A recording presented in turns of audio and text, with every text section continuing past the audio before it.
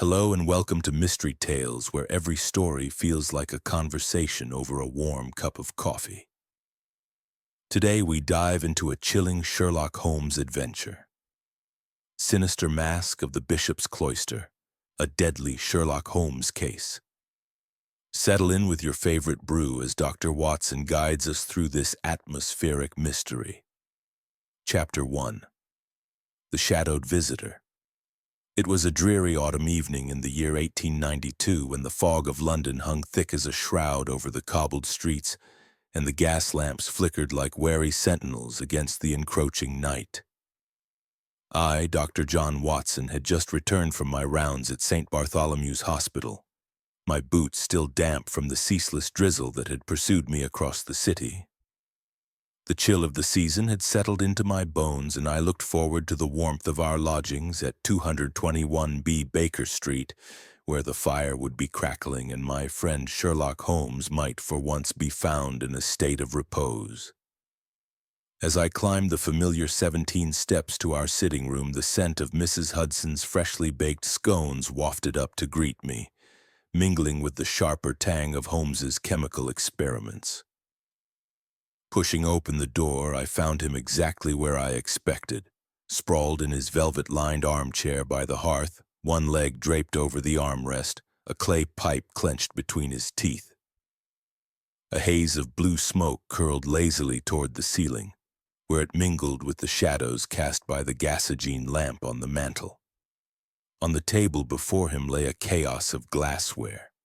Retorts, test tubes, and a spirit lamp whose flame danced with a faint, almost sinister life. Holmes glanced up as I entered, his hawk-like eyes glinting in the firelight. "Ah, Watson," he remarked with that familiar drawl, half amused, half lamenting. "You bring with you the scent of the Thames and a touch of melancholy. A trying day among the afflicted?" "Indeed," I replied, shedding my sodden overcoat and hanging it on the rack by the door. "A fractured femur, 2 cases of consumption, and a child with scarlet fever. The usual parade of human misery, but nothing, I dare say, compared to the enigmas you unravel daily." Holmes waved a languid hand toward the sideboard. "Brandy, old fellow. You look as though you've been dragged through the sewers of Whitechapel.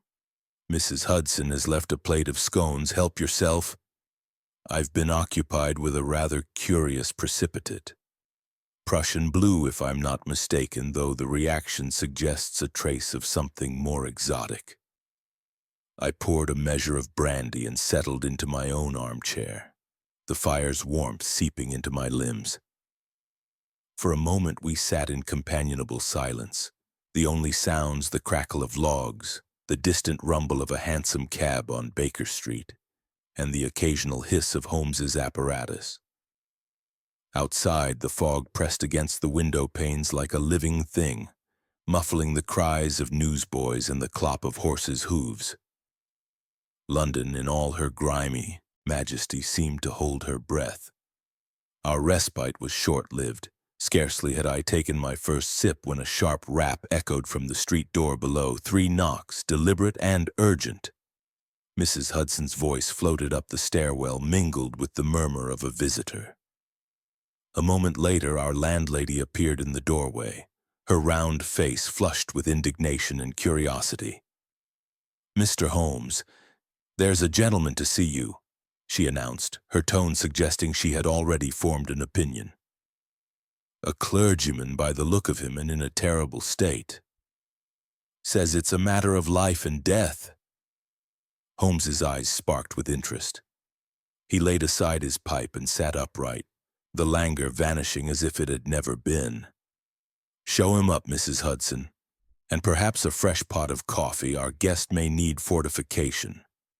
Mrs. Hudson huffed but retreated, her footsteps descending. Holmes turned to me, a faint smile playing about his lips.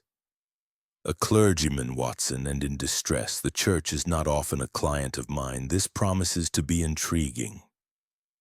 Before I could reply, the door opened again and our visitor was ushered in.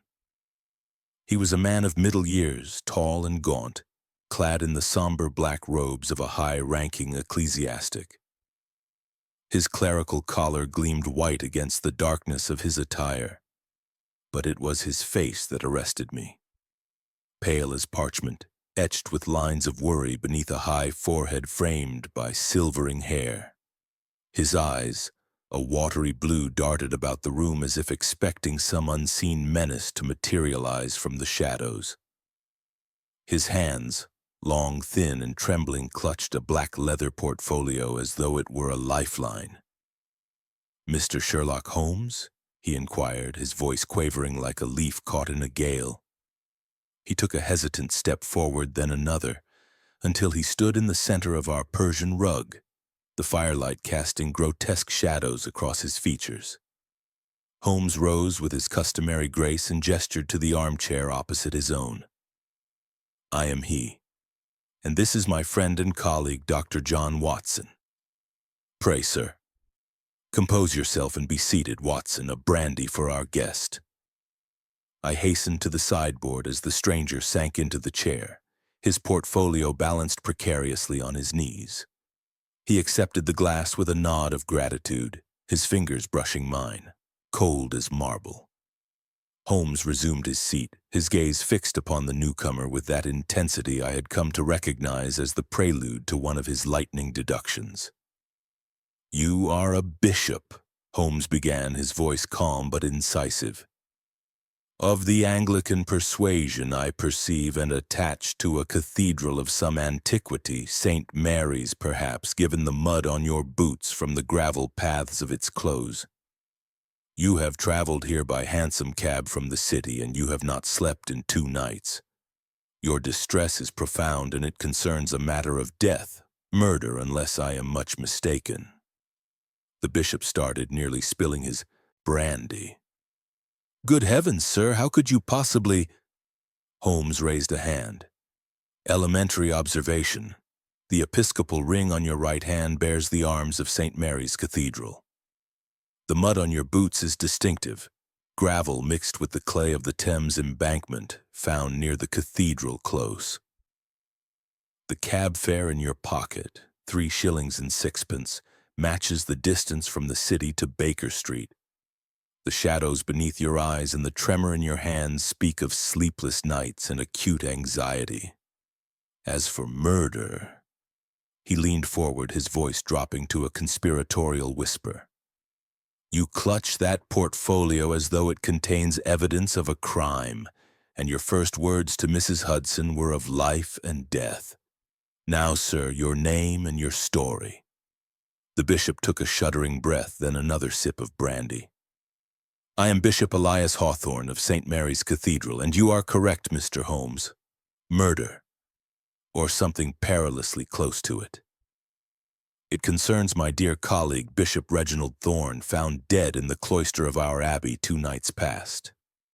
He paused, his gaze fixed on the fire as if seeing visions in the flames.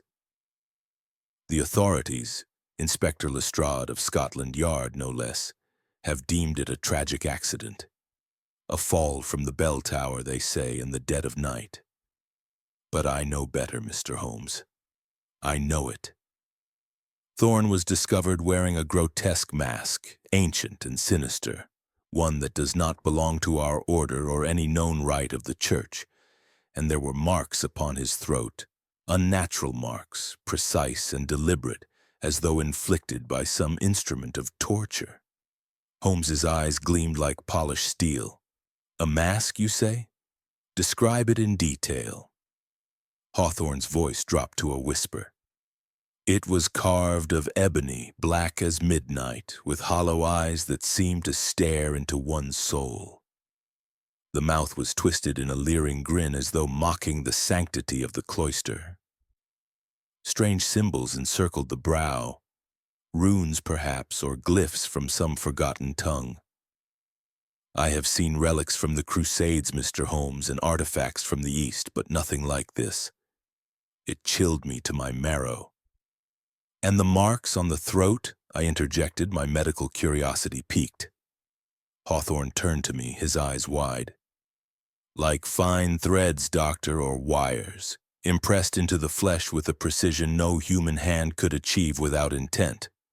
There was no rope, no ligature, yet the skin was bruised in perfect parallel lines. And his eyes, he shuddered, bulging, as though he had seen the very devil before he died. Holmes steepled his fingers, his mind clearly racing. Was Bishop Thorne in the habit of wandering the cloister at night? Never, Hawthorne replied firmly. He was a creature of routine, prayers at matins, study in the library, retirement by 10. Yet he was found at the base of the bell tower, the mask affixed to his face as if by some malevolent force. The police found no ladder, no signs of intrusion. They say he climbed the tower in a fit of somnambulism and fell. But Thorne was no sleepwalker, and that mask, it was placed there, Mr. Holmes, I am certain of it. Holmes leaned back, his gaze fixed on the ceiling. And enemies? A man in Thorne's position, second only to the Archbishop, must have rivals. Hawthorne hesitated, then nodded. There were tensions. Bishop Langford, our dean, coveted Thorne's influence with the cathedral chapter. There were whispers of a secret society within the clergy, the cloaked brethren they call themselves, guardians of ancient church relics. Thorne had been researching the abbey's crypts, unearthing documents that hinted at hidden vaults. He spoke to me in confidence of irregularities, funds unaccounted for, artifacts missing. I feared he had stumbled upon something dangerous. Holmes's voice cut through the silence like a blade. The mask, where is it now? Locked in the vestry safe under my personal key. The police photographed it but dismissed it as a curiosity Thorne was studying. They returned it to me this morning. Holmes rose abruptly, pacing the room with that restless energy that signaled the hunt was on. Watson, your revolver. We shall need it. Bishop Hawthorne, you will conduct us to St. Mary's at first light. I must see this mask, the cloister, and the bell tower. Every detail, the angle of the body, the state of the stones, the residue on that accursed artifact will speak volumes. Hawthorne rose, clutching his portfolio. You will take the case, then? Holmes paused at the window, staring out into the fog. I am engaged. But heed me, Bishop. If murder has been done within the shadow of the cross, the truth will out, though it damn the guilty to perdition. As Hawthorne departed into the night, his footsteps fading down the stair, I could not shake the chill that had settled over our rooms.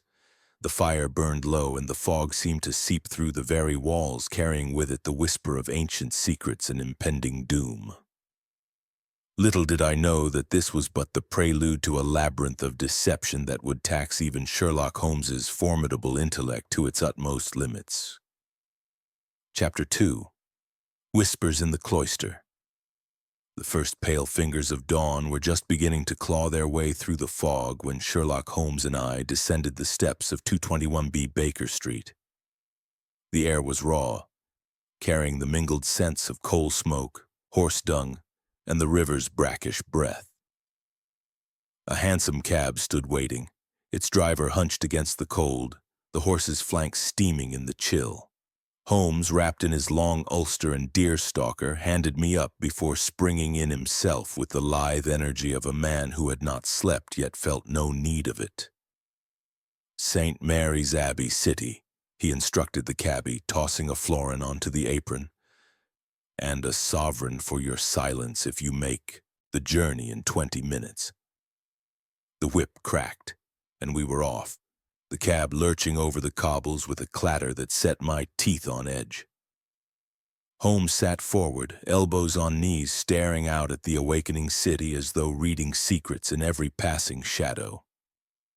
I, for my part, nursed the Webley in my coat pocket and tried to ignore the ache in my old wound, stirred by the damp.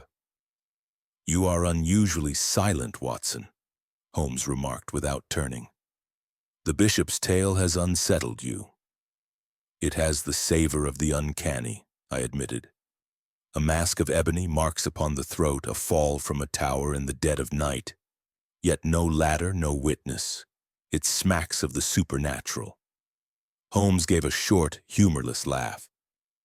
The supernatural is merely the natural not yet explained. By the time the sun sets again, I shall have stripped this phantom of its shroud. Mark my words, Watson. The solution lies in the cloister's stones, the mask's grooves, and the bishop's own trembling hands. We reached the abbey close in 19 minutes, the cab pulling up before an ancient iron gate flanked by stone pillars carved with saints whose faces had been worn smooth by centuries of London rain. Bishop Hawthorne awaited us, his black robes a stark contrast against the gray morning. He looked as though he had not slept since leaving Baker Street. The shadows beneath his eyes were now purple bruises. "Gentlemen," he greeted us, his voice hoarse, "I am relieved you have come. The abbot is at matins, but I have the keys. This way." He led us through a side door into the cathedral precincts. The abbey was a labyrinth of stone, vaulted corridors where our footsteps echoed like gunshots. Tapestries depicting the martyrdom of Saint Sebastian fluttering in the draught, and everywhere the scent of beeswax, frankincense, and old parchment. We passed a novice hurrying with a stack of prayer books, his sandals slapping against the flagstones. He cast us a curious glance, but said nothing. At length we emerged into the cloister proper, a perfect square of arched walkways enclosing a garth where a single yew tree stood sentinel, its roots clutching the earth like the fingers of the dead. The fog had followed us even here, curling around the pillars and softening the outlines of the world. The bell tower loomed at the northern end, its shadow stretching across the flagstones like an accusing finger. "Here," Hawthorne whispered, pointing to a chalk outline drawn upon the stones near the tower's base. Thorne was found face down, arms outstretched, the mask still upon him. The police removed it before I arrived, but the impression of it— He shuddered.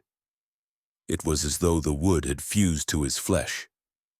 Holmes was already on his knees, magnifying glass in hand, scrutinizing the chalk marks with the devotion of a pilgrim at a shrine. I joined him, noting the medical details. The outline suggested a man of Thorne's height, 6 feet and an inch according to Hawthorne, sprawled with legs together, arms flung wide as though in supplication or surprise. "No blood pool," I murmured. "If he fell from the tower, the impact should have—" "Precisely," Holmes interrupted.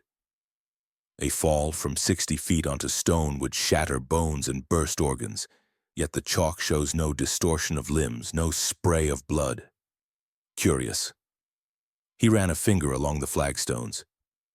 "These stones are worn smooth by centuries of monastic feet, but observe, here a faint abrasion as though something was dragged.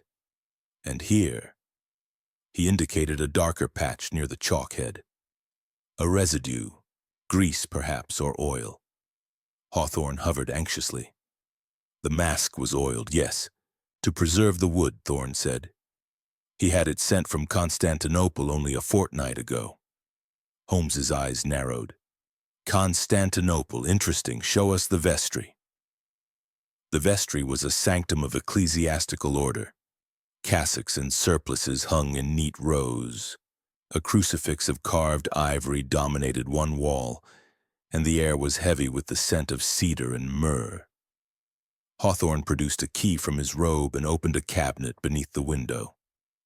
There, upon a cushion of black velvet, lay the mask. It was more terrible in daylight than Hawthorne's description had suggested. Carved from ebony so dark it seemed to drink the light, its surface was polished to a sinister sheen.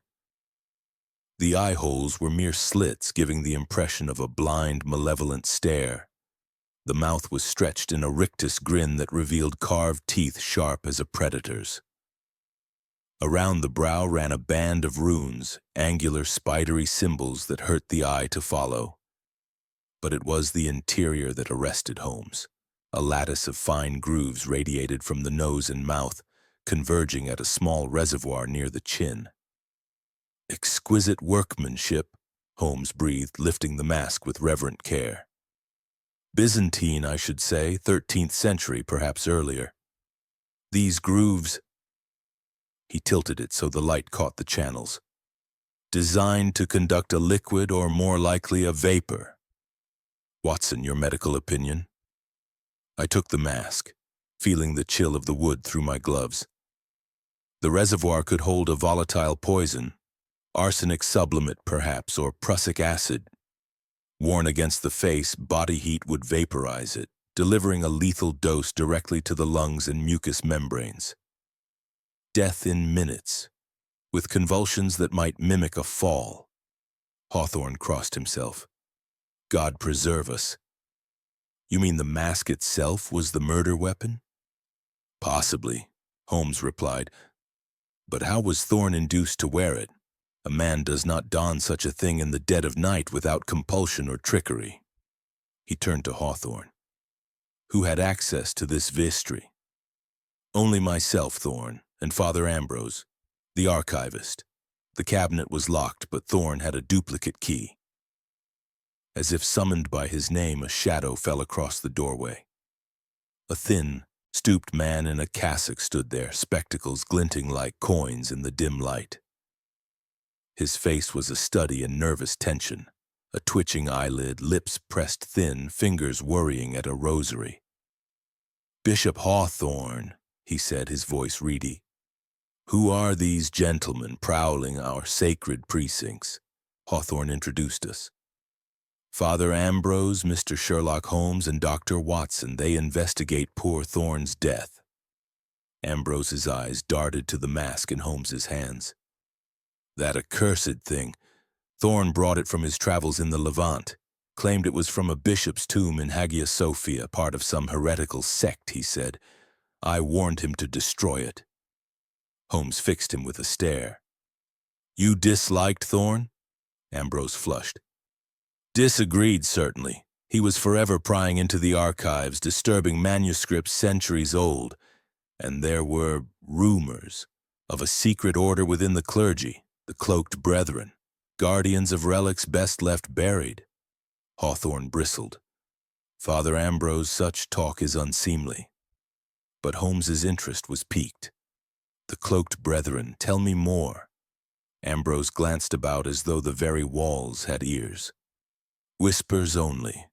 A fraternity said to protect the Abbey's hidden vaults, treasures from the Crusades, perhaps even the True Cross. Thorne believed they still existed. He was compiling a dossier." Holmes handed the mask to me and began pacing the vestry, his mind clearly racing. "Watson, note the oil on the mask. Lamp oil by the scent. Someone handled it recently, and these runes—" He traced one with a finger. "Not Greek, not Latin. Coptic, perhaps, or an alchemical cipher. We must examine Thorne's quarters." Hawthorne led us through a warren of corridors to the late bishop's rooms, a Spartan chamber overlooking the Cloister garth. A narrow bed, a kneeler, a desk buried beneath papers. Holmes pounced upon the desk like a terrier on a rat. "Correspondence," he muttered, rifling through letters. "A bill from a Constantinople antiquary, 47, sounded for one ebony death mask, Byzantine period. A note from Bishop Langford. Cease your meddling in chapter finances or regret it. And here," he held up a scrap of parchment, "a list of names. Langford, Ambrose, Hawthorne, and beneath, Cloaked Brethren." Hawthorne paled.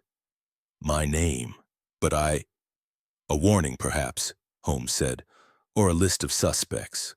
Thorne was closing in on something. A sudden clamor from the cloister drew us to the window. Below, a group of canons had gathered around the chalk outline, murmuring. One pointed upward to the bell tower. Holmes followed the gesture. "The tower," he said. "We must climb it." The ascent was arduous, the stone steps spiraling upward like the coils of a serpent. My army wound protested, but Holmes bounded ahead, pausing at each landing to examine the walls. At the top, a small chamber opened onto the leads, the flat roof, where the bell mechanism was housed. The fog had lifted somewhat, revealing a panorama of London, the dome of St. Paul's, the smokestacks of the city, the glint of the Thames. Holmes knelt at the parapet. Thorn supposedly fell from here. Yet observe, no scuff marks on the coping, no fibers caught on the stone. A man climbing in haste would leave traces. He leaned over, peering down. 60 feet to the flagstones. A lethal drop, yet the body lay neatly within the chalk. Impossible without assistance. I joined him, my stomach lurching at the height. Could he have been lowered by rope? Possible, but the rope would need anchoring. No marks on the bell frame, no fibers. He straightened. No, Watson. Thorn was dead before he left this tower. The fall was staged. As we descended, a bell began to toll. Slow, mournful notes for the dead. In the cloister below, Father Ambrose watched us, his face a mask of its own. Hawthorne wrung his hands. "What now, Mr. Holmes?" "Now," Holmes replied, "we follow the oil. Someone handled that mask after Thorn's death, and someone knows more than they confess." Chapter 3. The Mask's Grim Secret. The journey back from St. Mary's Abbey had been made in near silence. Holmes sat with the ebony mask wrapped in brown paper on his lap, his long fingers drumming an impatient tattoo against the parcel. I watched the city slide past. Costermongers wheeling barrows, a constable swinging his bull's-eye lantern, a flower girl shivering beneath a shawl, and tried to order my thoughts. The mask, the tower, the untouched parapet, the list of names. Each fact was a shard of glass, sharp but disconnected. Only Holmes could fit them into a mosaic. We clattered up the 17 steps at a pace that left Mrs. Hudson fluttering behind us with a tray of tea she had no hope of serving. Holmes flung off his ulster, tossed the mask onto the table, and was already shrugging into a threadbare dressing gown before I had closed the door. "Watson, clear the chemical corner, we have work." His voice crackled with that electric urgency I had come to recognize as the prelude to revelation. I swept aside a stack of monographs on Persian poisons and a dog-eared copy of the Annales de Chimie. Holmes unwrapped the mask with the reverence of a priest unveiling a relic. The ebony gleamed malevolently under the gas jets. The carved grin seemed to widen, as though it sensed our scrutiny. "First," Holmes said, "we establish what killed Bishop Thorn. The throat marks suggest asphyxia, yet the fall should have produced cranial fracture. Ergo, death preceded the drop. The mask is the key." He placed it beneath a large lens mounted on a brass stand, an apparatus of his own design, and adjusted the focus until the inner grooves were magnified to the size of irrigation canals. With a camel hair brush, he swept the channels, collecting a fine gray dust onto a watch glass. "Residue," he murmured. "Observe the crystalline structure, hexagonal plates. Arsenic trioxide sublimated, white arsenic, Watson, the inheritance powder of the Borgias." I felt the hair rise on my neck. Poisoned vapor. The grooves were a delivery system. Precisely. Body heat volatilizes the crystals. The wearer inhales his own death. A masterpiece of Byzantine malice. He scraped a minute quantity into a test tube, added distilled water, and held it over the flame. The solution turned first yellow, then brick red. "Marsh's test confirms it. Enough arsenic here to fell an elephant." He straightened, eyes glittering. "But how was Thorn induced to don the mask? A bishop does not play at mummery in the cloister at midnight. There must have been a ritual, a ceremony, perhaps a mock initiation into the cloaked brethren." I recalled Hawthorne's mention of the secret order. Thorn was researching them. Suppose they lured him with a promise of revelation? Holmes nodded. "And the list found in his desk, Langford, Ambrose, Hawthorne, suggests he suspected one of them.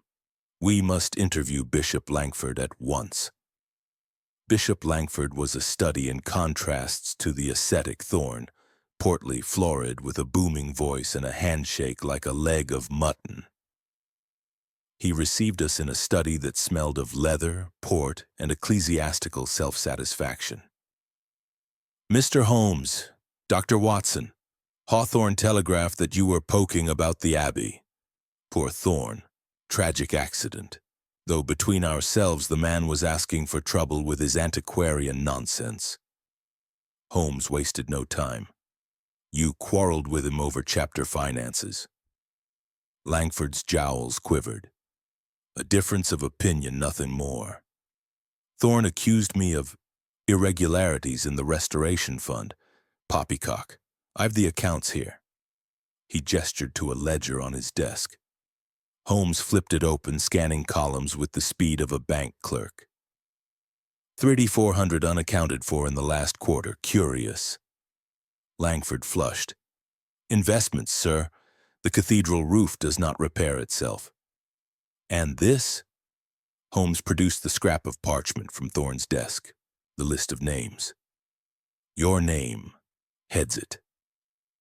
Langford stared, then laughed, a forced, hearty sound. Thorne's paranoia. He saw conspiracies in every shadow. As for that mask, ghastly thing, he showed it to me once, claimed it was a relic of the Fourth Crusade. I told him to lock it away. Holmes's eyes narrowed. You received an anonymous note warning you to avoid the cloister. Langford hesitated, then drew a crumpled sheet from a drawer. The paper was heavy, cream-laid, the script elegant but hurried. Beware the bishop's mask. It claims its own.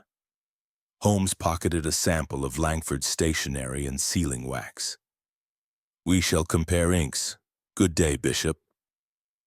As we left, the Kensington street was alive with the clop of carriages and the cries of muffin men. Holmes hailed a growler and directed the driver to Scotland Yard.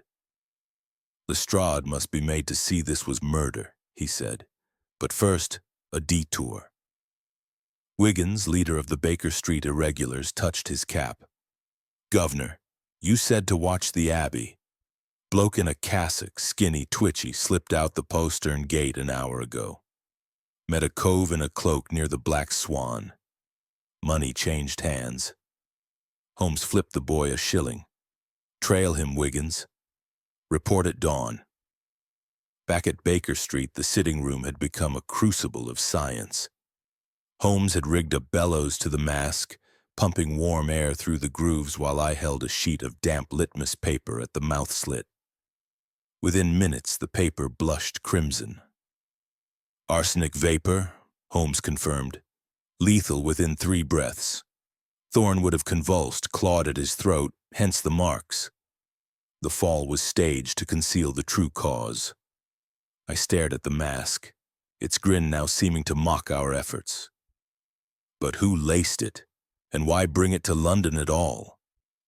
Holmes paced, pipe clenched unlit between his teeth. The mask arrived from Constantinople 2 weeks ago. Thorne's correspondence shows he purchased it from a dealer named Demetrios, yet the dealer's letter mentions a companion piece. A second mask, lost in transit. Perhaps the murderer intercepted it. A sudden rap at the door, Mrs. Hudson with a telegram. Holmes tore it open. Holmes's eyes blazed. The Yard's chemist confirms it. We have our murder weapon. Tomorrow we return to the Abbey and confront the cloaked brethren. Visual montage. Holmes scraping more residue into vials. Watson cleaning his revolver by firelight. The mask on the table, its hollow eyes reflecting the flames like twin infernos. Yet as I retired that night, the mask seemed to follow me into dreams. I saw Thorne in the moonlit cloister, the ebony face descending over his own, his hands scrabbling at the wood as the poison took hold. And in the shadows, a cloaked figure watched, silent as the grave. Chapter 4. Echoes of betrayal. The telegram from Inspector Bradstreet had barely cooled in Holmes's hand before he was shrugging into his ulster and pressing a shilling into Wiggins's grimy palm. Father Ambrose left the Abbey at 10, the boy reported.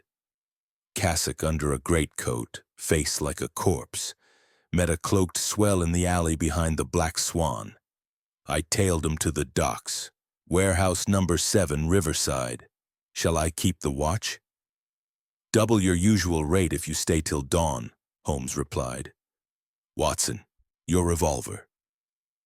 I checked the Webley, 6 chambers, fresh cartridges, and followed him into the night. A growler carried us eastward, the city's respectable face peeling away like old paint. Gaslight gave way to guttering torches, the smell of coffee and scones yielded to gin tar, and the river's sour breath. We alighted a street from the Black Swan. The tavern's windows glowed with the sickly amber of cheap lamps. Inside, dockers and costers roared over dice and porter. Holmes led me round to the alley where the fog lay so thick it seemed to swallow sound. A single figure detached itself from the wall. Wiggins again, cap pulled low. They're still in the warehouse, he whispered. Doors barred, but there's a broken pane high up. I heard voices. Money masks. The Abbey vault. Holmes clapped the boy's shoulder. Excellent. Circle the block and whistle if constables appear. We scaled a stack of crates to the broken pane and dropped inside. The air was thick with dust and the reek of wet rope. Crates towered like monoliths, stenciled with destinations: Bombay, Valparaiso, Constantinople. Somewhere deeper, a lantern flickered. Holmes moved like a shadow, fingertips brushing the floor for footprints. I followed, revolver ready. The lantern light resolved into 2 figures. Father Ambrose, twitching worse than ever, and a taller man cloaked in black, face hidden beneath a deep hood. The mask did its work, the cloaked man hissed, voice muffled but educated. Hawthorne suspects nothing. The vault is safe. Ambrose wrung his hands. Payment as agreed. No more risks. Thorne's death has stirred the yard. A purse changed hands, heavy by the clink. The cloaked man turned to leave. Holmes stepped into the light. Gentlemen, he said softly, a word. Ambrose squeaked like a trapped rat. The cloaked man spun, a knife flashing. I leveled the Webley. Drop it! The blade clattered to the boards. Holmes bound Ambrose with his own rosary cord while I secured the stranger. When the hood fell back, we saw a lean, sunburned face. Silas Crowe, a known receiver of smuggled antiquities. Talk, Holmes commanded. Crowe sneered. You'll get nothing. The cloaked brethren pay well for silence. Holmes's smile was thin. Then perhaps the hangman will loosen your tongue. He searched Crowe's pockets. A key stamped with the Abbey crest, a vial of white powder, and a scrap of parchment identical to the warning note Langford had received. The order must protect the secret, Crowe spat. Thorne knew too much about the Cloister's treasure, relics worth a king's ransom. We silenced him. A sudden crack, wood splintering behind us. A third figure burst from the shadows, pistol raised. The shot deafened me. Splinters exploded from the crate beside Holmes's head. Crowe slumped, blood blooming across his waistcoat. Run! Ambrose shrieked, bolting for a side door. Holmes lunged after the assassin, but the fog swallowed him. I knelt by Crowe. The bullet had torn through lung and spine. Death within minutes. His eyes fixed on me, lips moving. Master. Not Hawthorne. The vault. Then he was gone. Holmes returned, breathing hard. Lost him in the alleys. But mark this, Watson. Crowe was silenced to protect a superior. The cloaked brethren are real, and their master walks on hallowed ground. We summoned constables from the river patrol. Lestrade arrived within the hour, ferret-faced and furious at being roused. Another body, Holmes? And a priest in cuffs? Evidence of conspiracy, Holmes replied, handing over the key and parchment. The Abbey vault hides more than prayer books. Guard Ambrose. He knows the master's name. Lestrade scratched his head. The church will raise merry hell. Let them, Holmes said. Murder transcends sanctity. Back in Baker Street, the sitting room resembled a war map. Holmes had spread the Abbey blueprints across the table, weighting corners with chemical bottles. The vault lies beneath the chapter house. he explained, tracing a finger along inked corridors, accessed by a stair behind the high altar. Thorne's notes mention a crusader horde, chalices, reliquaries, perhaps the crown of thorns itself, worth a fortune on the black market. I studied the parchment from Crow's pocket. The ink was fresh, the hand identical to the warning notes. Someone is tying loose ends. First Thorne, now Crow. Holmes nodded. And Ambrose is the weakest link. We must break him before the master does. A knock, Mrs. Hudson with coffee and a telegram. Holmes read it aloud. Holmes crushed the paper. The net tightens. Watson, the Tower Bridge at dusk. The brethren gather. Dusk painted the sky in bruises of violet and orange. The bridge was a skeleton of scaffolding, its walkways open to the wind. We arrived disguised, Holmes as a navvy, myself in a docker's pea-jacket. Wiggins met us beneath the south tower. 3 cloaked blokes went up the service stair 20 minutes ago, he reported. Carrying a lantern and something heavy, looked like a chest. Holmes pressed a half-crown into the boy's hand. Signal the river police if shooting starts. We climbed the iron ladder, boots ringing on rungs slick with mist. At the high walkway, 3 figures stood in a pool of lantern light, elderly clerics, faces hidden beneath hoods. One held a small iron coffer. "Mr. Holmes," the central figure intoned, voice muffled by cloth. "You trespass on sacred ground." They threw back their hoods, canons of the cathedral chapter, men I had seen in the abbey stalls. The leader, Canon Hargrove, clutched the coffer. "Thorne sought to expose us," Hargrove said. "The vault's relics fund the cathedral's works, charity, restoration. He would have sold them to infidels." Holmes stepped forward. "So you murdered him with a poisoned mask?" "We defended the church," another hissed. "The mask was meant as a warning. Thorne donned it willingly in a mock rite. The poison was unintended." "Lies," Holmes snapped. "Crow confessed premeditation." Hargrove's eyes flicked to the coffer. "The vault must remain sealed. Join us, Holmes, or share Thorne's fate." Holmes laughed, a cold, cutting sound. "I prefer daylight." He lunged for the coffer. Chaos erupted, canes clashed against iron. I fired a warning shot into the air. The river police whistles shrilled below. 2 cannons fled down the far stair. Hargrove alone stood his ground, coffer clutched to his chest. "Give it up," I shouted. He smiled sadly. "The secret dies with me." With a cry, he hurled the coffer over the parapet. It struck a barge below and burst open. Gold glinted, jewels scattered like blood across the deck. Hargrove followed, leaping into the void. His body hit the water with a flat final slap. We descended to find the barge crew fishing relics from the tide. Lestrade arrived, apoplectic. "2 suicides in one night. The Archbishop will have my badge." Holmes knelt among the treasures. "No suicide, Inspector. Hargrove chose martyrdom over exposure, but the master still walks free." He lifted a sodden parchment from the wreckage, a ledger page listing payments to S.C. Silas Crow. At the bottom, a final entry, mask prepared by order of the master. "The cloaked brethren were pawns," Holmes mused. "Hargrove acted under higher authority. The master hired Crow, laced the mask, silenced witnesses.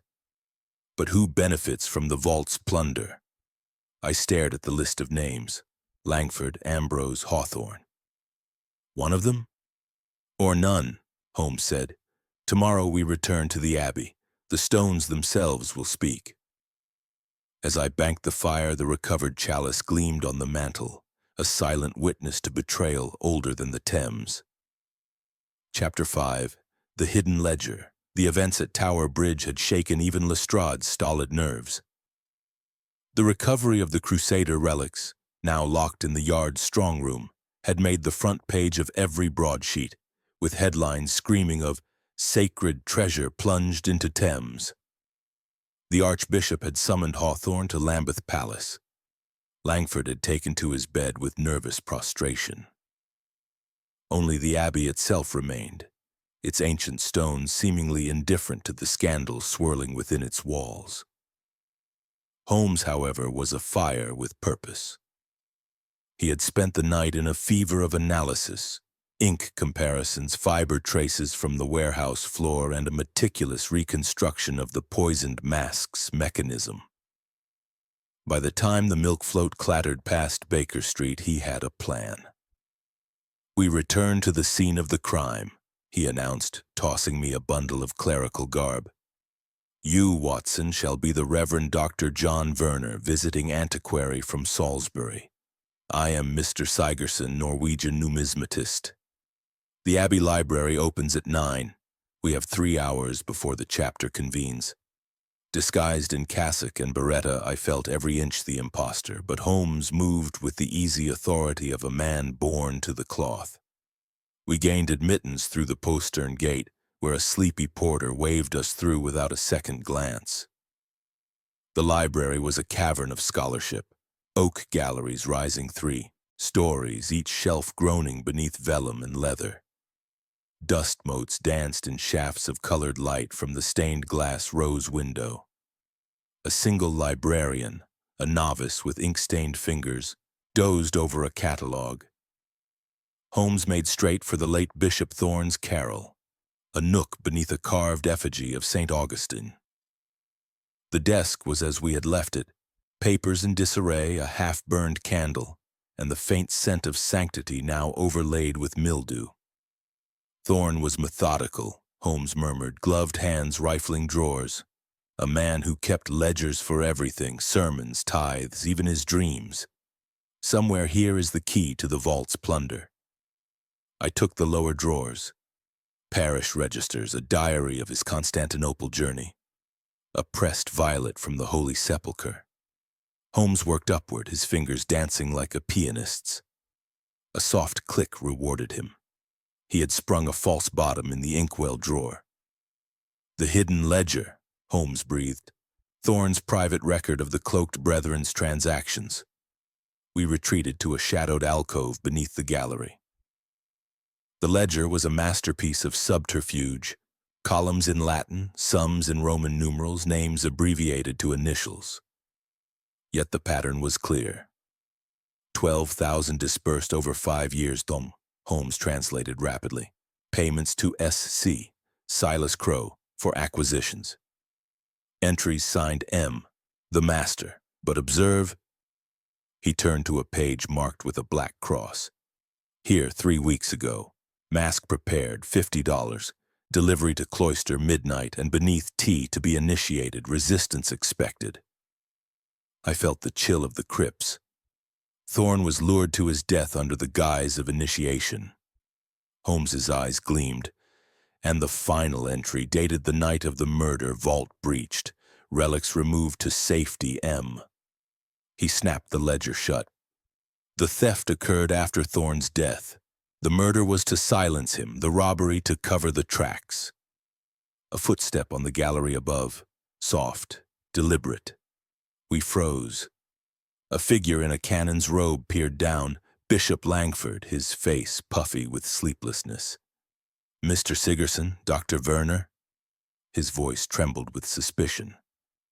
"What business have you with poor Thorne's papers?" Holmes rose smoothly, ledger concealed beneath his cassock. "Merely cataloguing his effects for the chapter, Your Grace." "A sad duty." Langford descended the spiral stair, each step creaking like a confession. "The police have sealed the crypts, nothing more to be found." His eyes flicked to the desk. "You've disturbed his things." "Only to honor his memory," I said, improvising. "Thorne's notes on the Fourth Crusade are invaluable." Langford's hand strayed to a bulge beneath his robe, a pistol by the shape. "Leave it.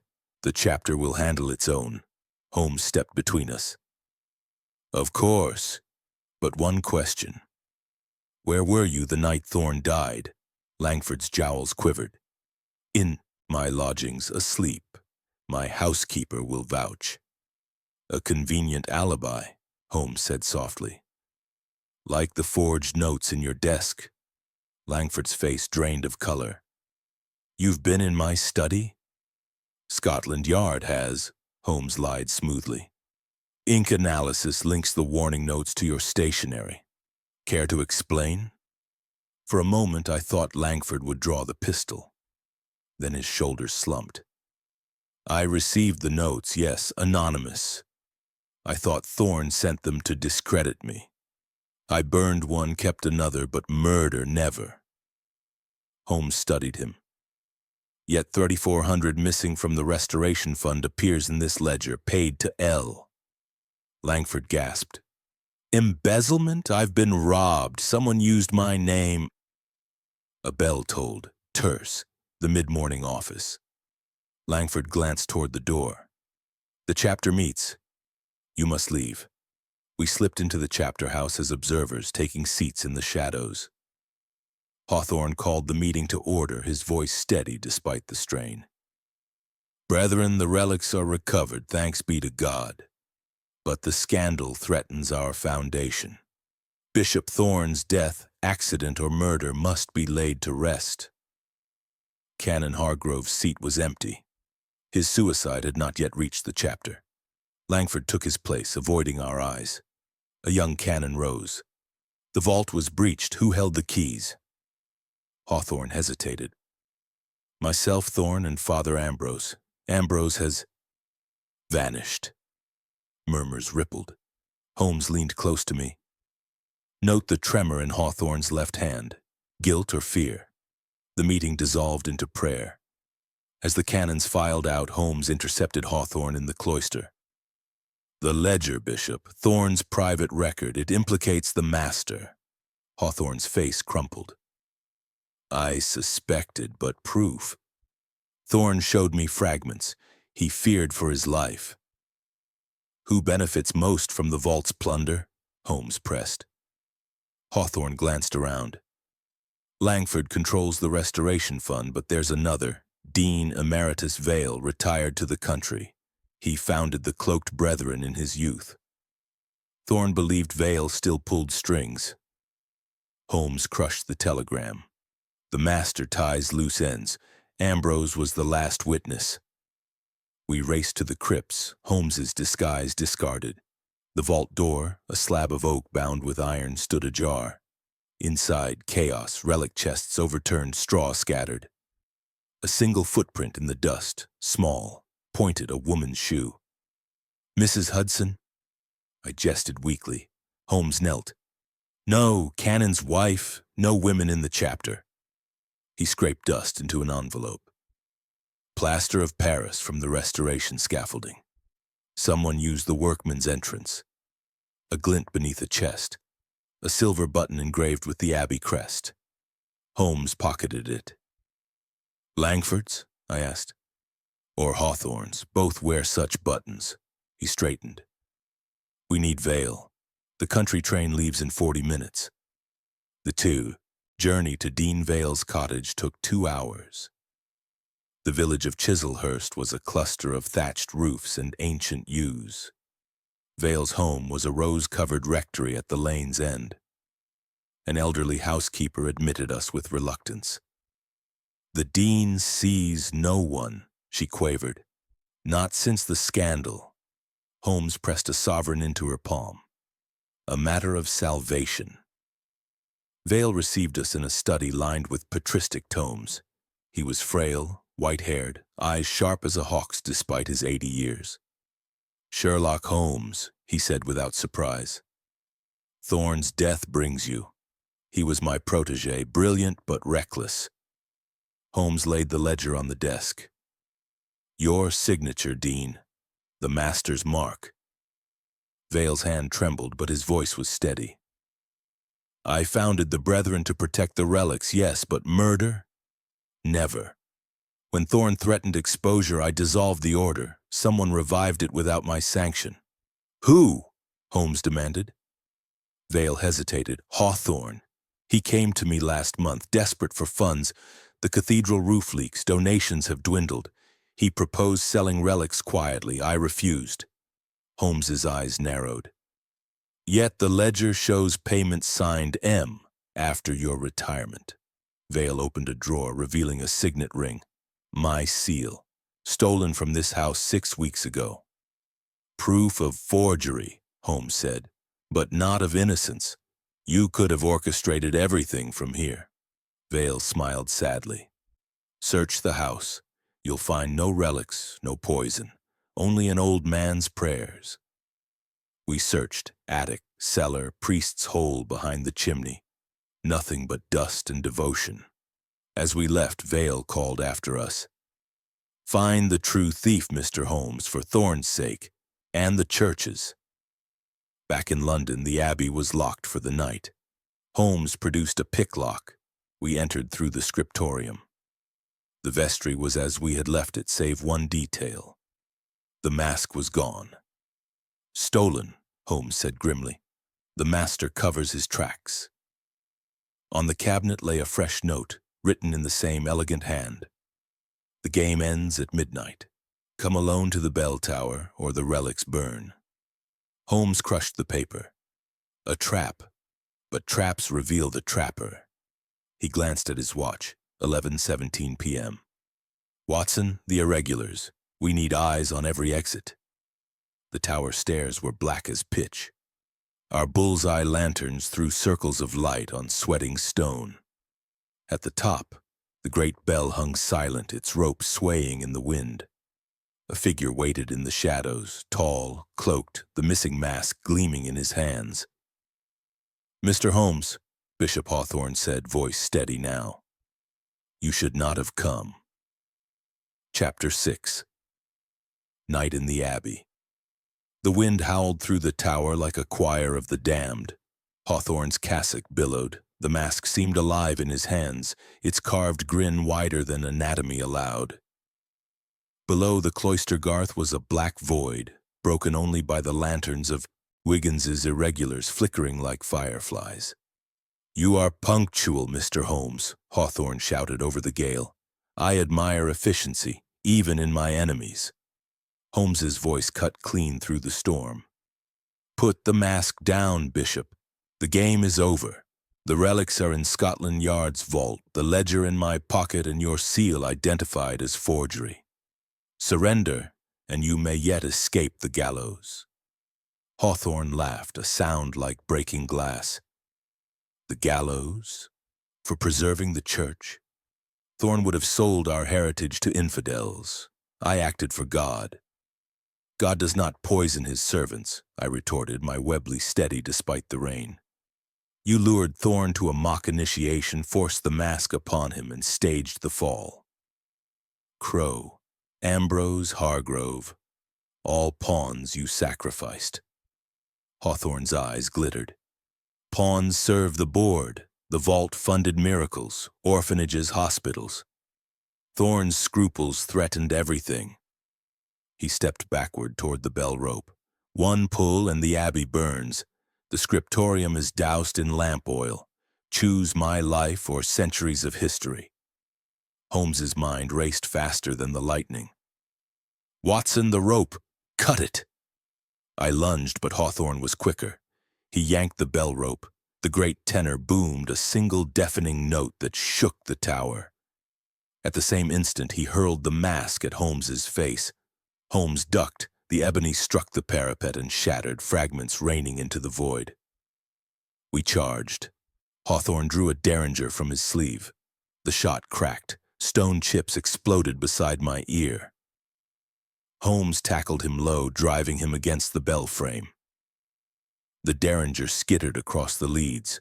Below, the scriptorium roared into flame, orange light painting the cloister crimson. Wiggins's whistle shrilled. The irregulars scattered as cannons poured from their cells, shouting in Latin. Hawthorne fought like a cornered wolf, nails raking Holmes's cheek. I seized his collar, hauling him back. The fire! Call it off! Too late, he gasped, blood at his lip. The oil was timed. The abbey's sins burn with it. Holmes bound his wrists with the bell rope. We shall see. He leaned over the parapet, cupping hands to his mouth. Wiggins, the well pump, form a chain. The boy's voice rose faint but clear. Aye, governor. We dragged Hawthorne down the spiral stair. The heat was infernal. Smoke billowed up the tower, choking us. At the cloister level, Lestrade burst through the west door with a dozen constables, faces blackened with soot. Holmes! The fire's contained, but the scriptorium's gutted. What the devil? Hawthorne! Holmes coughed, shoving the bishop forward. Confessed murderer and arsonist. Take him! Lestrade snapped handcuffs on Hawthorne, who sagged between two burly sergeants. You'll hang for this, your grace. Hawthorne's laugh was broken now. Better the rope than exposure. The church will thanks. Me in time. As they led him away, Holmes knelt by the well, splashing water on his face. Blood mixed with rain ran pink down his cheek. Watson, the mask fragments. Gather them. Evidence. I scrambled across the wet flagstones, collecting shards of ebony. One piece retained a groove lined with crystalline residue, arsenic, still lethal. Another bore a tiny brass hinge, invisible before. A mechanism, Holmes said, examining it by lantern. The mask was spring-loaded. Once donned, a catch released the poison. Thorne never had a chance. Dawn found us in the chapter house, surrounded by soot-streaked clergy. The archbishop had arrived by special train, purple robes singed at the hem. Holmes laid the ledger, the mask fragments, and Hawthorne's derringer on the table. The case is closed, he declared. Bishop Hawthorne embezzled the restoration fund, revived the cloaked brethren, and murdered Thorne to silence exposure. Crow smuggled the mask. Ambrose forged documents. Hargrove attempted escape with relics. All dead or in custody save Hawthorne, who will face the assizes. The archbishop's voice trembled. And the vault? Intact, Holmes replied. Hawthorne moved the relics to the scriptorium as a decoy. The true hoard remains beneath the high altar, sealed since the Reformation. A collective sigh rippled through the chapter. Langford, pale as parchment, spoke. I was framed. My stationery, my button, Hawthorne planted them. Proven by ink and fiber, Holmes confirmed. You are exonerated. Yet as we prepared to leave, a novice approached, trembling. Sirs, a message slipped under the porter's lodge. He handed Holmes a folded sheet. The paper was heavy vellum sealed with black wax. Inside, a single line in the familiar elegant hand. The master still walks. The vault is not the only secret. Holmes's eyes narrowed. Hawthorne had an accomplice. The game is not ended. Watson, he said, unpack for another night in the Abbey. The true vault and the true master await. Chapter 7. The False Confessor. The new note had scorched itself into Holmes's brain. The master still walks. Hawthorne sat in a cell at the yard, singing his confession to Lestrade like a cracked hymn. Yet the words rang hollow. A puppet, not the puppeteer. Someone else had pulled the strings, laced the mask, timed the arson, and now taunted us from the shadows. Holmes had spent the afternoon in chemical analysis. The vellum of the note was handmade, watermarked with the arms of the Diocese of London, available only to senior clergy. The ink was iron gall, aged artificially with tea to mimic antiquity. The hand, though elegant, betrayed a slight tremor in the descenders. The writer was elderly or feigning age. We must draw the serpent, Holmes said as we changed into fresh cassocks in the vestry. A confession under the seal is binding, yet the confessional lattice hides faces. Tonight, I shall hear the master's sins, I protested. The seal is sacred, Holmes. Even you cannot. I shall not break it, he replied, adjusting his biretta. I shall be the confessor. You, Watson, will listen from the penitent's side, revolver ready. If the master speaks, we take him the moment he steps out. The choir fell silent. The great organ gave a final sigh. Footsteps echoed, slow, deliberate. The curtain on the penitent's side rustled. A figure entered, cloaked in black, face hidden beneath a deep hood. The voice that emerged was muffled but educated. Oxford vowels, a trace of Kent. "Bless me, Father, for I have sinned." Holmes's tone was perfect, gentle, anonymous. "Speak, my child, the Lord hears all." A pause. The lattice creaked as the figure leaned closer. "I have taken life. One soul sent to judgment by poison, another by fire, and I would do it again to protect the church." My heart hammered. I eased the Webley from my cassock, thumb on the hammer. Holmes remained calm. "The mask of ebony, your instrument?" "Yes." Thorne discovered the vault's depletion. He threatened exposure. I gave him the mask as a sacred relic for a private rite. The poison was swift. And Hawthorne? A tool, ambitious, greedy. I fed him the idea of the cloaked brethren, let him believe he led. When Thorne died, Hawthorne took the blame. The arson was to destroy evidence and to punish him for weakness. Holmes pressed. "The true vault, beneath the Lady Chapel?" A sharp intake of breath. "You know more than you should, priest. The vault holds not gold, but truth. Documents that would shatter the church.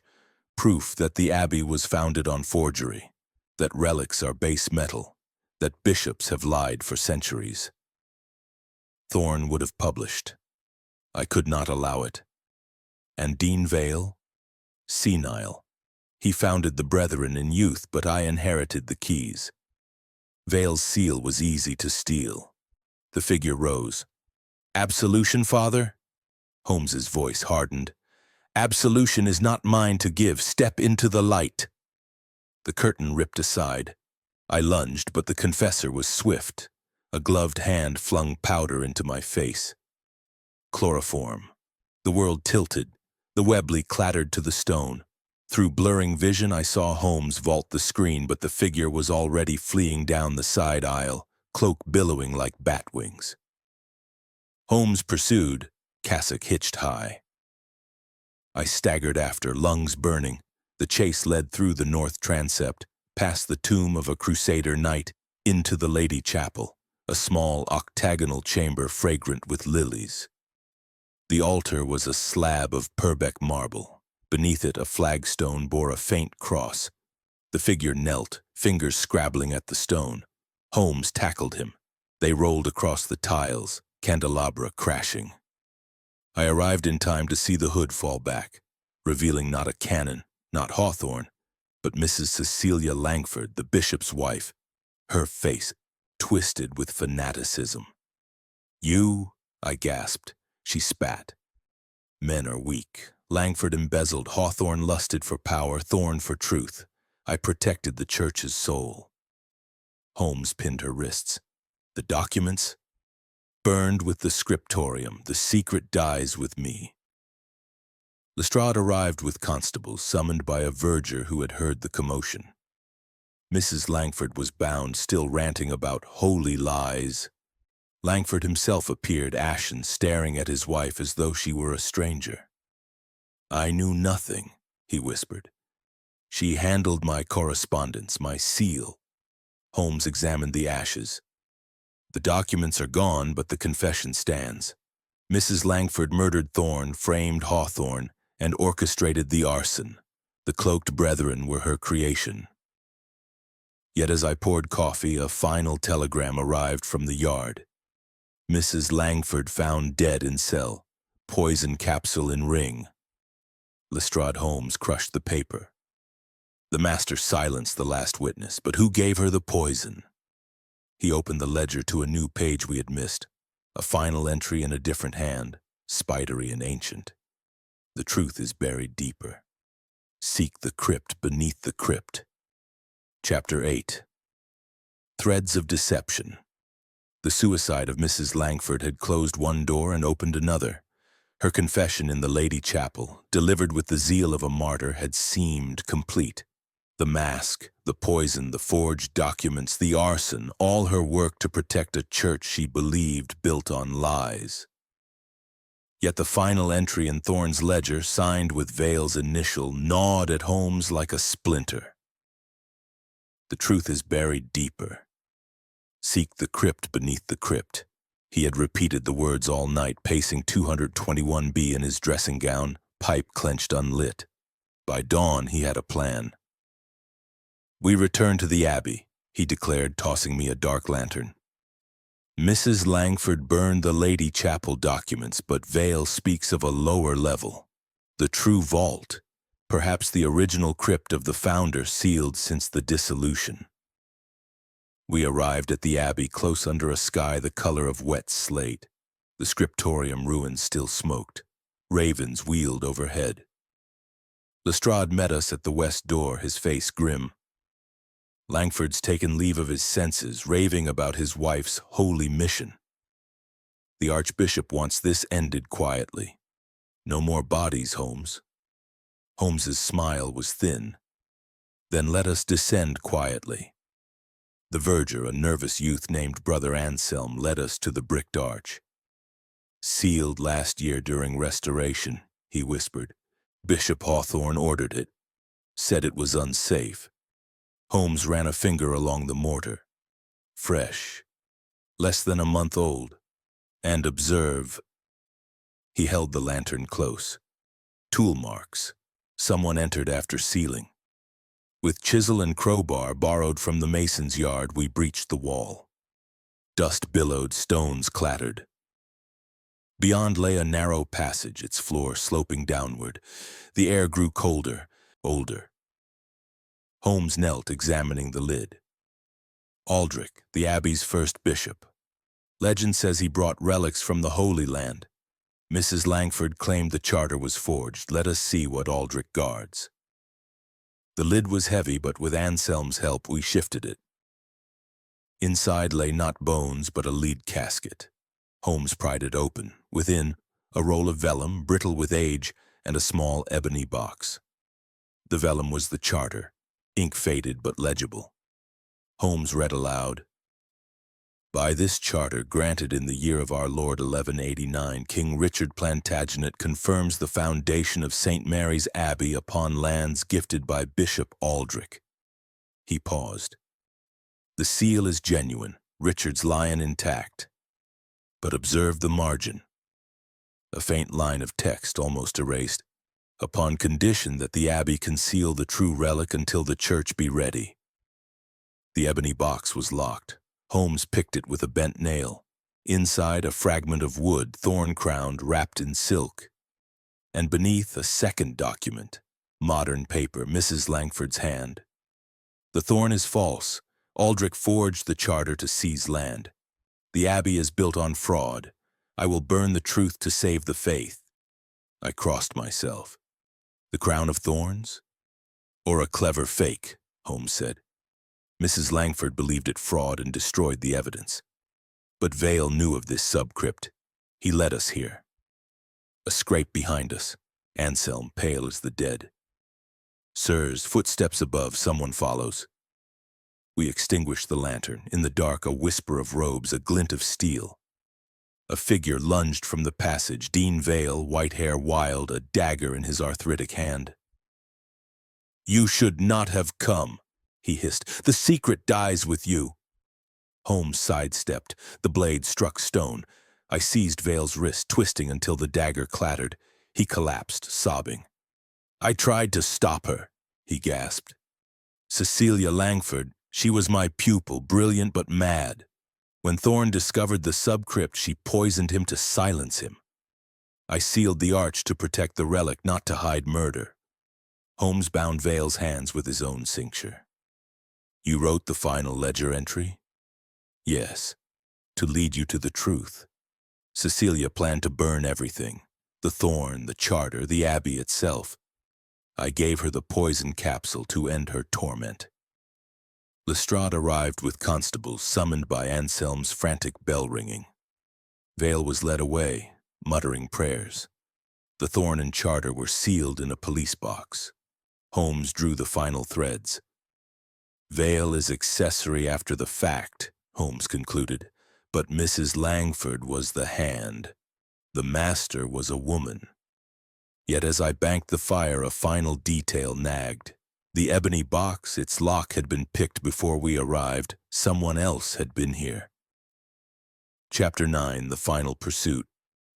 The revelation in the sub-crypt had cracked the case wide open, yet left a fissure of doubt.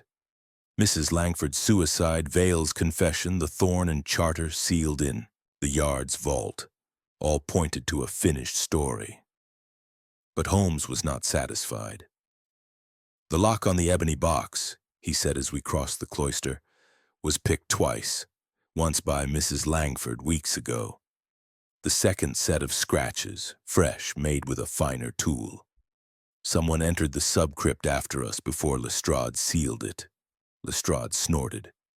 A verger, perhaps, or a curious canon. Holmes shook his head. The verger's tools are coarse. These marks are surgical, and observe, he knelt by the Lady Chapel door, lantern low. Footprints in the dust, small but not a woman's. A man's boot, size 8 with a worn heel. Someone who knows the Abbey's hidden ways. We ascended the tower once more. The storm had passed. London lay spread below like a map of gaslight and shadow. At the summit, the bell hung silent, rope still knotted from Hawthorne's binding. Holmes examined the parapet. Scuff marks, fresh. Someone stood here within the hour. He leaned over, lantern sweeping the leads below. There, a rope tied to the gargoyle, descended to the cloister roof. I followed his gaze. The rope dangled, swaying gently. The master escaped this way? Or returned, Holmes said. The game is not ended. The thorn is safe, but the charter's margin note, until the church be ready, hints at a greater secret.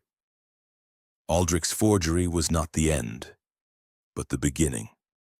A single bed was disturbed, sheets rumpled, a cassock flung across the foot.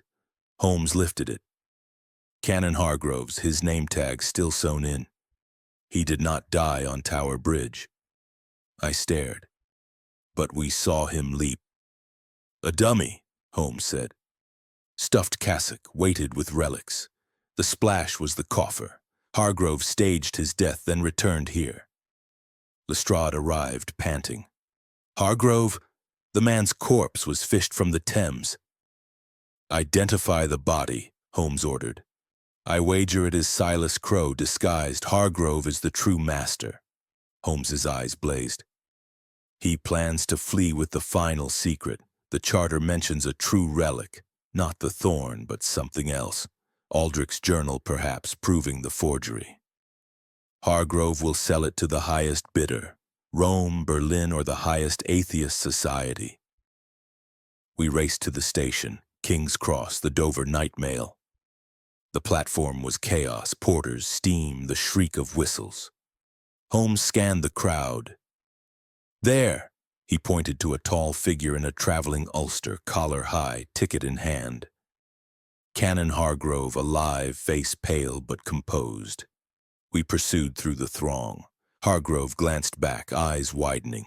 He bolted, shoving passengers aside. Holmes vaulted a luggage cart. I followed, revolver drawn. Hargrove turned, a derringer in his hand. Stand back, Holmes, the truth dies with me. Holmes stepped forward. The truth lives in the yard's vault. Surrender. Hargrove laughed, a mad, broken sound. You think the thorn is the prize. Aldrich's journal names the Abbey's founder, not a bishop but a woman, a prioress who forged the charter to save her nuns from dissolution. The church's patriarchy would crumble.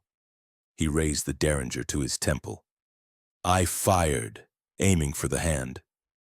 The bullet struck true, the gun spun away. Constables swarmed. Lestrade arrived, breathless. The Thames corpse, Crowe, as you said, disguised with Hargrove's robes. Holmes nodded. Hargrove staged everything. Mrs. Langford was his tool, fanatical but not the mind. He laced the mask, forged the notes, planned the arson. Veil was a distraction, Hawthorne a scapegoat. "The chain is complete," he said. Hargrove revived the cloaked brethren, used Mrs. Langford's zeal, silenced witnesses. The journal would have fetched a fortune or destroyed the church. I raised my glass. "To truth," Holmes smiled faintly. "To the women history forgets. Prioress Ilara saved her abbey with a lie. Hargrove sought to profit from it. Yet as we left Baker Street, a final note arrived, slipped under the door, no seal. The prioress's secret is safe, but the game continues. E. Holmes crushed it. Another thread, but for another day. Chapter 10. The unveiling Holmes stood at the window, silhouette sharp against the rising sun. The note lay open on the mantel, its ink still wet. The prioress's secret is safe, but the game continues. E. I broke the silence. A descendant? A prank? Or Hargrove's last jest from his cell? Holmes turned, eyes alight with that rare fire I had seen only in the Reichenbach days. None, Watson. The hand is feminine. The paper modern, the ink iron gall with a trace of lavender. Someone within the abbey. Someone who watched us unravel the tapestry, thread by thread. He crossed to the table, arranging the evidence like a general's map. Let us reconstruct the final chain, link by link, until the signature E reveals its owner. He tapped the final entry. 24 hours after Hargrove's arrest. He could not have written it, yet the writer knows the prioress's secret, the subcrypt, and our every move. I stared at the relics. A woman within the abbey, but the chapter is all male. Holmes smiled. Is it? The verger, Brother Anselm. Slight build, high voice, always veiled in shadow. The footprints in the Lady Chapel, size 8 but narrow. A woman in disguise. Anselm is E, Holmes said. Ilara's descendant, perhaps, or simply a woman who infiltrated the abbey to protect the prioress's legacy. She watched, listened, and when Hargrove threatened exposure, she acted. Holmes pulled away the hood. Beneath was a young woman, mid-20s, auburn hair cropped short, eyes fierce but frightened. Miss Eleanor Vale, Dean Vale's granddaughter. Gasps rippled. Vale rose, trembling. Eleanor? My God. She lifted her chin. I took Anselm's place 6 months ago. The real verger died, of fever. I buried him in the crypt and assumed his role. Grandfather told me of Prioress Ilara, my ancestress. When Hargrove revived the brethren, I joined to watch. Holmes addressed the chapter. Miss Vale witnessed every crime. She left the final note to ensure the prioress's secret remained buried, not for fraud, but for mercy. Ilara saved her nuns from dissolution. Exposure now would destroy the abbey's good works. The archbishop's voice was grave. And the murders? Eleanor shook her head. Hargrove's work. I tried to stop him, left warnings, moved relics, but I was too late for Thorne. Langford spoke, voice broken. My wife, Cecilia, she was Hargrove's tool. I knew nothing. Hawthorne in irons laughed bitterly. We were all fools. Hargrove played us like chessmen. Vale wept. I gave Cecilia the poison to end her suffering. I thought it mercy. Holmes laid the journal page on the table. The prioress's secret is safe. The thorn is genuine. Carbon tested by the Yard. The charter's forgery is a footnote. The abbey stands. Back in Baker Street, the case closed with a quiet ceremony. The archbishop sent a check for $500 for services to the church. Holmes endorsed it to the Foundling Hospital. As I chronicled the adventure, Holmes smoked by the fire. A woman saved the abbey twice. Ilara in 1189, Eleanor in 1892. History repeats, Watson, but with better disguises. I raised my glass. To the women history forgets. He clinked his pipe against it. And to the masks we all wear. Yet as I sealed the manuscript, a final envelope arrived. No stamp, no address. Inside, a single ebony shard carved with a tiny E. Holmes smiled. The game continues, Watson, but for tonight, let the masks rest.